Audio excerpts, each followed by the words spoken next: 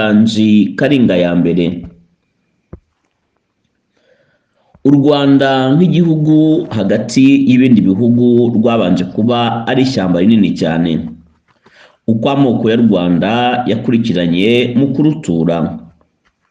Habanjemo abatwa batangiye kurubamo hashize imyaka ibihumbi n'ibihumbi bitazwi, bari batunzwe n'imbuto z'ishyamba n'inyamaswa barihigagamo.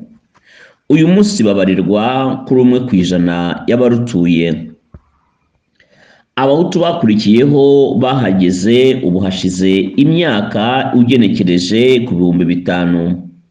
Babarurirwa kuri 85% by'abaturage batuye igihugu cy'u Rwanda. Bageze mu Rwanda bashaka ubutaka bwo guhinga, batangira gukonda amashyamba bakoresheje inkonzo. Niyo mpamvu ababaga bafite hanini cyane bitwa